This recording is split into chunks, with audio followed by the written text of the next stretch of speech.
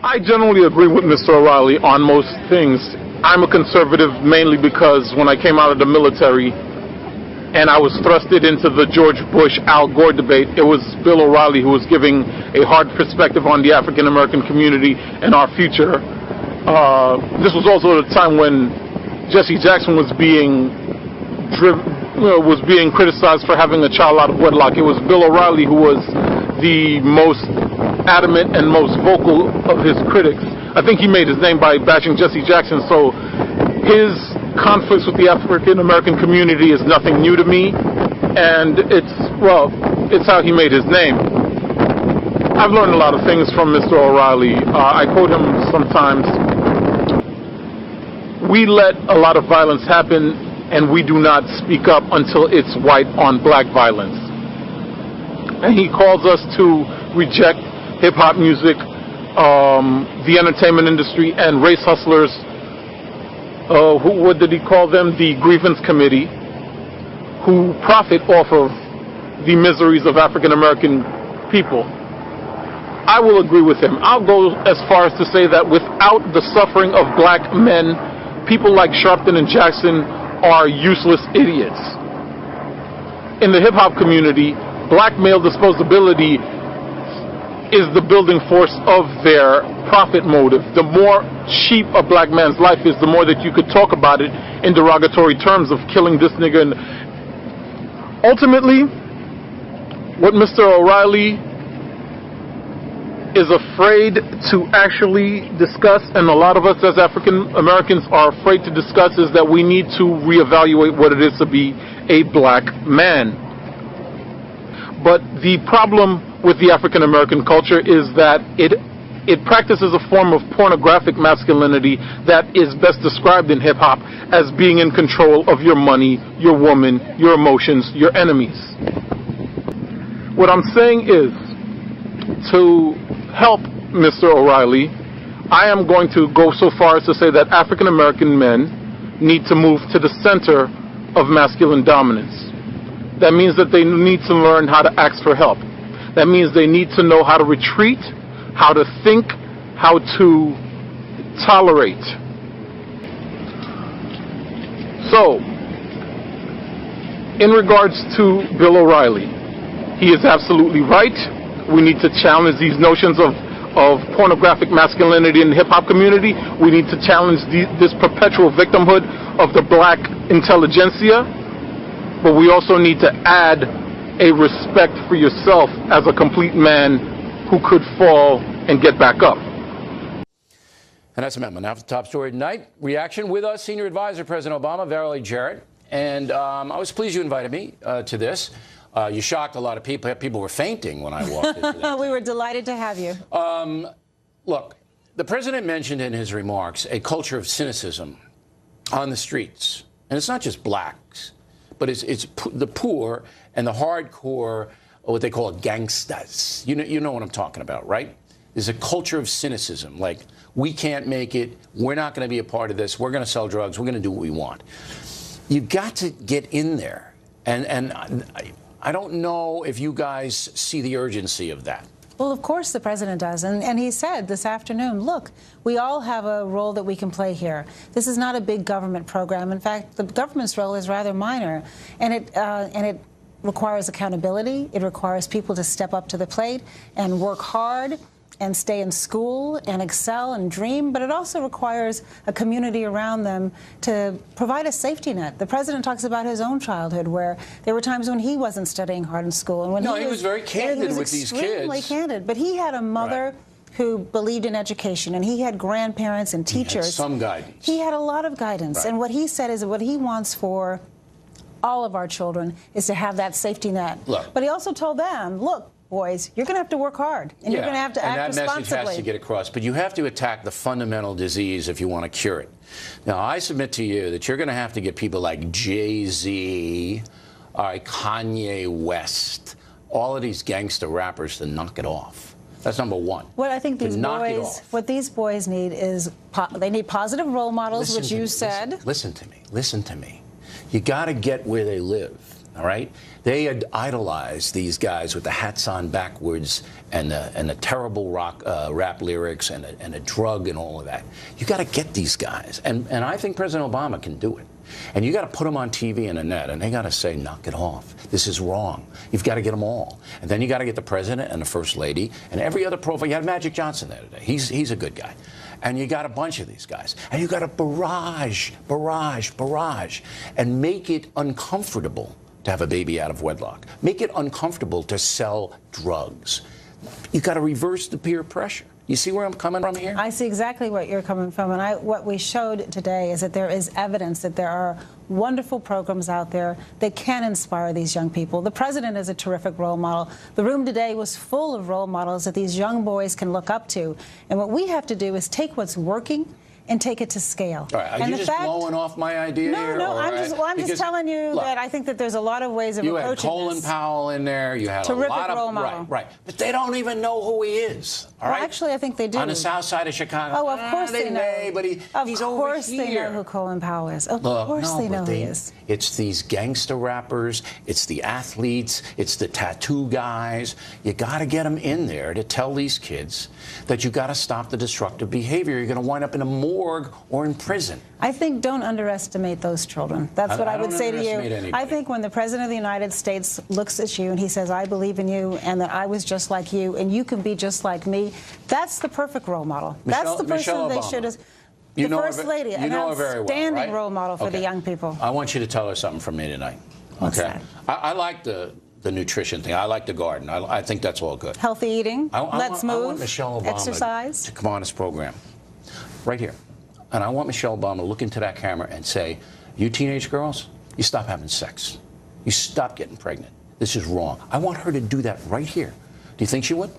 Well, I think what's more important than Michelle Obama coming on Fox News is for her to spend time with young girls, which she does. She's had a mentorship program for young girls since she first took office.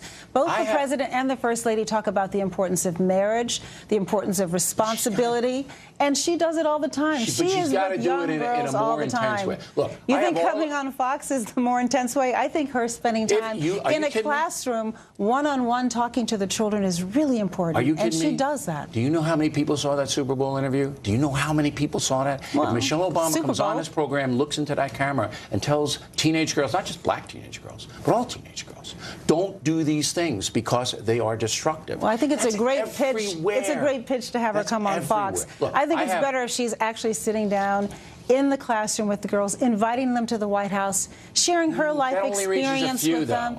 Well, I believe that anything she does gets covered by the press. Can I give you a compliment? I wish you would. I believe that this My Brother's Keeper program is going to work. I'm sure she wants to get out of here. No, I'm enjoying the conversation.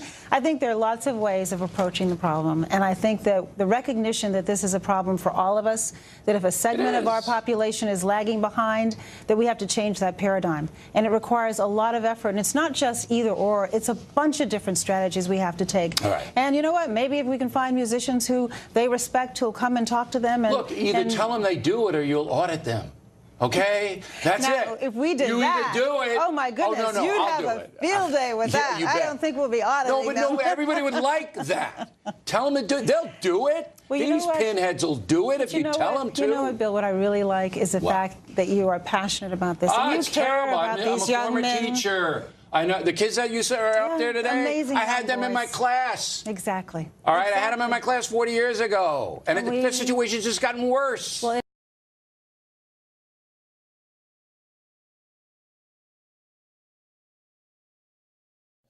Hello, YouTube. Today, I would like you to primarily dwell in the left hemisphere of your brain. Why? Because here is where the seat of logical thought resides. Most long-term subscribers hopefully know that here at Unchained, Self-Programmed, I ask you to break down my offerings into its component parts and to critically analyze what is shared.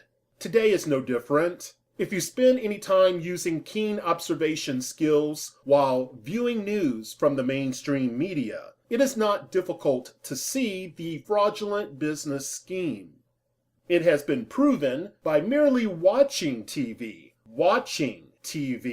that activity in the higher brain regions, think neocortex, is diminished. We also see activity in the lower brain regions increase, think limbic system. The latter is connected with more primitive mental functions, such as the flight or fight outcome. So the stage is set. We know most viewers will be not on top of their game due to biological realities. Add to this extraneous or factually challenged scripted exchange, and we will have a nutrient medium where expected results can flourish. Even if this communicative effort was not scripted, the outcome is easily predictable. Both participants have invested in their character development for many years. Either way, they are bound to easily direct most people towards a specific outcome. Do remember this. We have plenty going on in this world. I do not have to produce a list for this audience. This said, with these happenings comes stress. Stress matters. Add that to the mixture. Now, consider the former brainchild of Rupert Murdoch. If you do, it is even easier to reason that the business of today's mainstream journalism is to destroy the truth and to only use truth when it can be contextually manipulated. This is to create a more believable deception.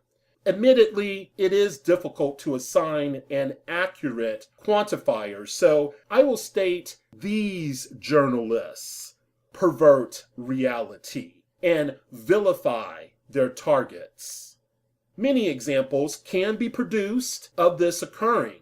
I am not asking you to assume the former activity of past journalists is being duplicated here. No. Let's not discount the ideas that Bill shares, that he expressed. All the same, do bring your attention into focus. Be mindful of any propaganda, spin, and the dynamics of the dialogue. Also, let's face it, Americans are complicit in this travesty of our American culture and its products. The proof is available and rarely addressed. Sad but true. The media is partly successful, for it feeds the people what it wants, so let's not fool ourselves. This shows the landscape which must be carefully weighed. I will admit, I cannot help but think this was orchestrated. Anyone who has been viewing this political soap opera knows that Fox News and the Obama administration have been opposing forces, scripted or otherwise. Indeed, the media is in the pocket of its rulers who also pull the strings of global government.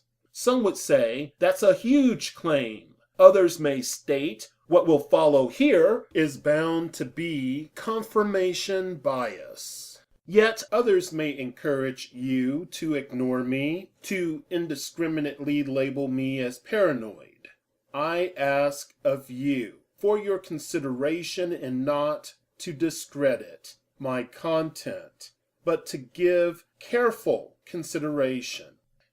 Bill O'Reilly is doing what he is expected to do. That is, create discord, generate fear, and to manipulate his audience. He is using the wedge issues of dysfunctional black men and class as a manner of gathering support for his political faction.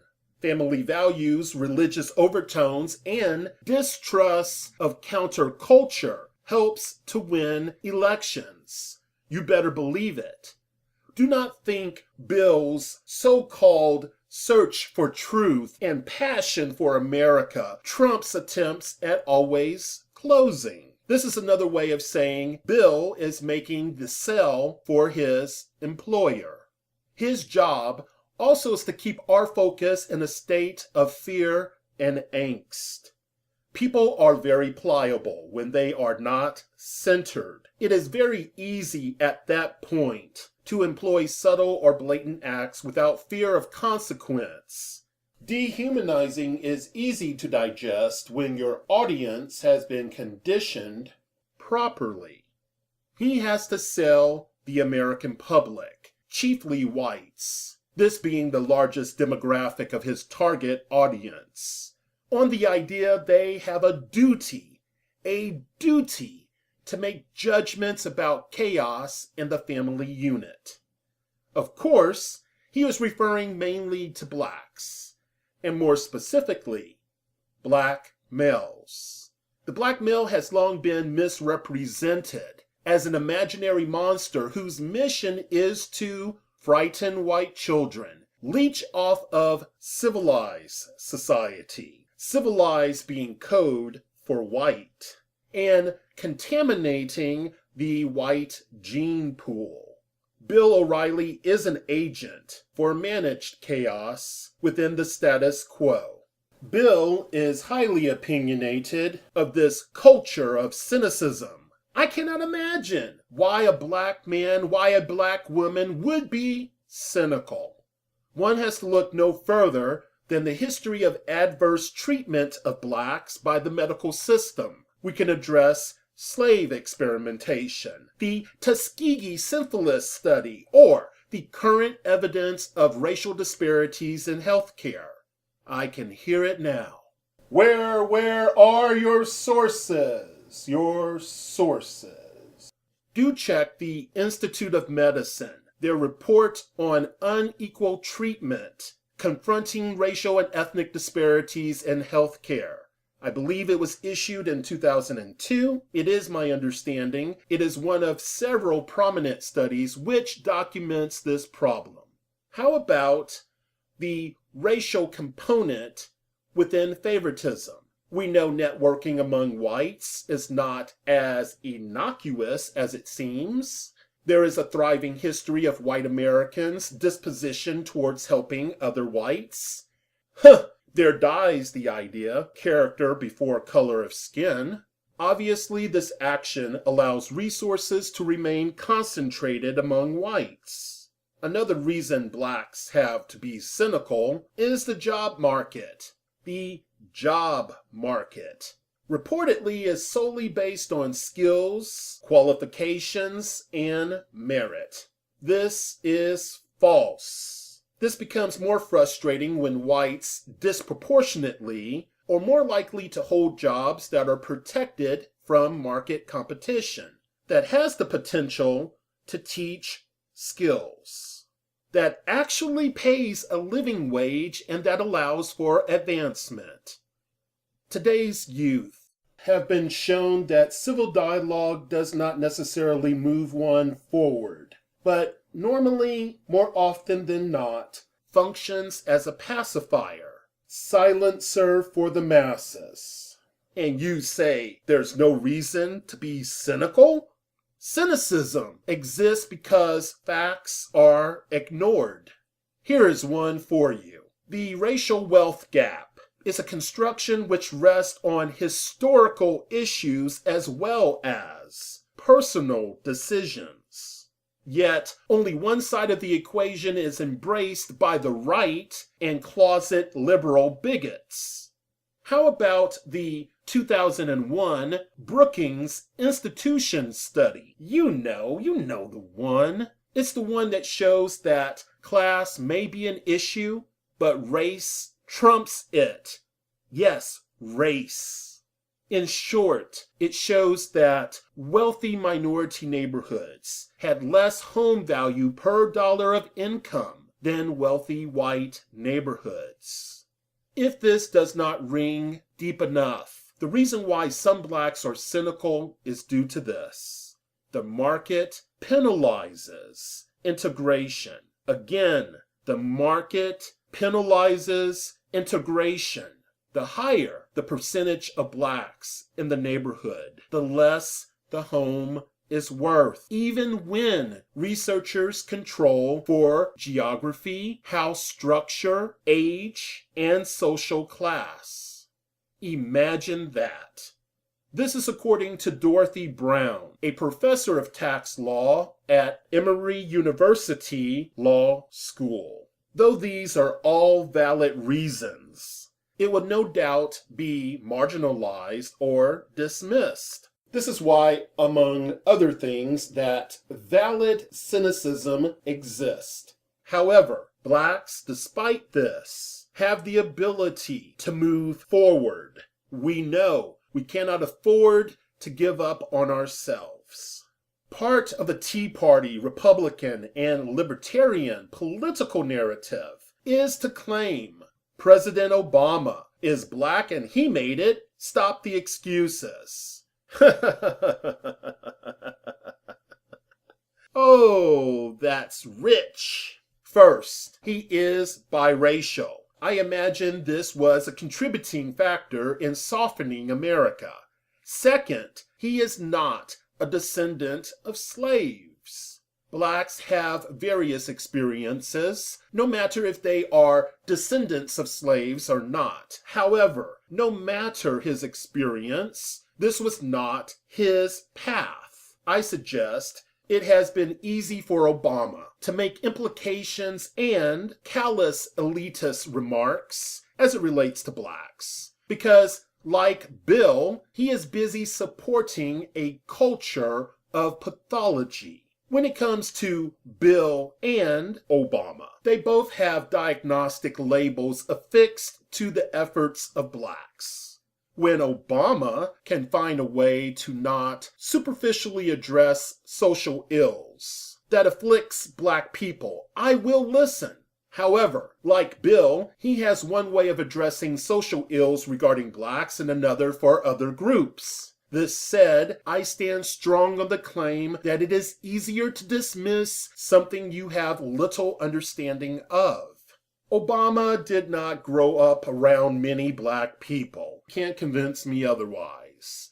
His primary influence was from a white mother that, by the way, had very little time for him, it appears, wealthy and foreign children, and white grandparents. It is what it is. Like Bill, he has no issue casting aside American social policy when it is convenient and touting it when it is fashionable. Obama's struggle as a biracial man does not compare to Ralph David Abernathy Sr. or even his buddy Sean Corey Carter, aka Jay-Z. Jay-Z. That is, outside of his drug use. Maybe him and Jay-Z have that in common. Anyway, just speculation. No, it's not speculation. Jay-Z sold drugs. I'm sure he probably used drugs too. And Obama admitted to using drugs. Anyway, I have no time for the false equivalent of Obama and typical black descendants of slaves. Mr. O'Reilly states, quote, "You have to attack the fundamental disease if you want to cure it," end quote. Well, Bill, why don't you start with a campaign? Yes, a campaign that addresses the need for America to assess fellow Americans based on character. Maybe have a panel. That sounds great. A panel without the likes of a Jared Taylor from American Renaissance to attack issues and not genetics. How about you leading the charge to eliminate wretched power brokers, banksters, atrocious lawmakers, and continue that project until they have been drastically decreased from our existence? You know, this cancer, which has proven to be the enemy of all Americans. Why don't you eliminate that? Maybe then black life will be seen just as valuable as anyone else. You can even structure it like Tavis Smiley and Cornel West, Poverty Tour 2.0, a call to conscience. Yeah. Well. It is late, but I have more to say. Thank you for hanging in there with me. There is no doubt that popular culture is a powerful tool. It defines and shapes many people's beliefs about larger society. However, not every black child looks up to the likes of Jay-Z and Kanye West. Yes, the influence of rap is unfortunately a very strong one within America and globally. Contrary to popular belief, we have children that do not glorify violence within the so-called black community. Yes, there are children that have been left behind, discriminated against, and crippled by injustice. People like me see them and reach out to them. It is convenient that you neglect to mention the ordinary black children. Why is that? Would that supplementation make the story less sexy to your audience? Would it hurt? Would it hurt to admit that they are the norm and not the exception? Oh, by the way, though I do not care for rap, it is not the issue. What a certain segment of rap promotes is a contributor to moral decay. That would be gang violence and other means of self-destruction. The fact is, for many adolescents, music does matter. A factual and believable argument can be made that they, our children, cannot be understood without a serious consideration of how music fits into their lives. And I'm talking about all of our children, not just black children. This said, where is your ultra-conservative crowd as it relates to rock and metal? Why do I not hear you pontificate about how the music alters and intensifies their mood? Have you become afraid when you reminisce about the Senate hearings with Tipper Gore?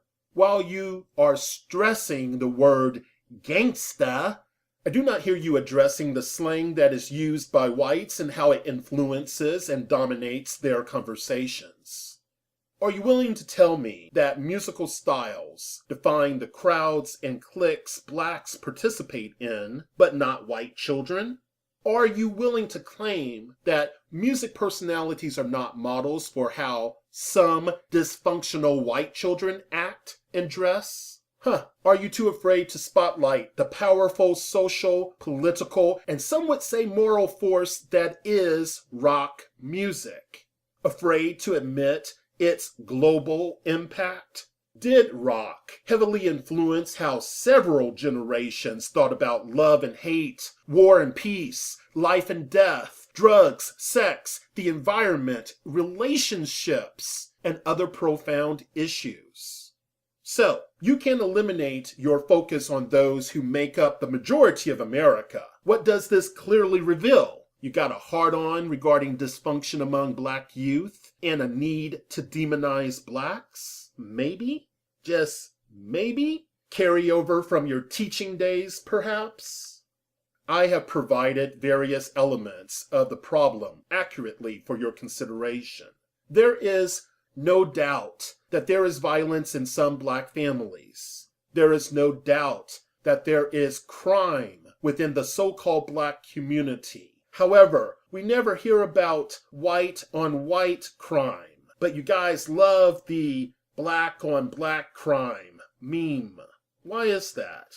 Being born out of wedlock is not the problem, Bill, though it is an opportunity to complain for the religiously impaired and mental midgets. What matters are resources and children born in loving family environments, hopefully with both parents. This is not the main factor which drives poverty, by the way, this out of wedlock activity. When we think of poverty, I think you should link as the primary consequence social organization and how resources are allocated. This is not divorced from proper decision making. Again, this is not divorced from proper decision making. However, poverty will persist without access to housing, adequate health and social services, quality education, and other cultural economic services. It is possible that young men may grow up resentful due to the possibility of not having a father in their life. I give you that. This does not mean they will be unproductive citizens. This does not mean that they are incapable of having a healthy, productive life, or incapable of being critical thinkers. I do not, along with others, select to take the popular default position of falsely attributing responsibility, nor am I minimizing accountability. Thank you for listening. Be well.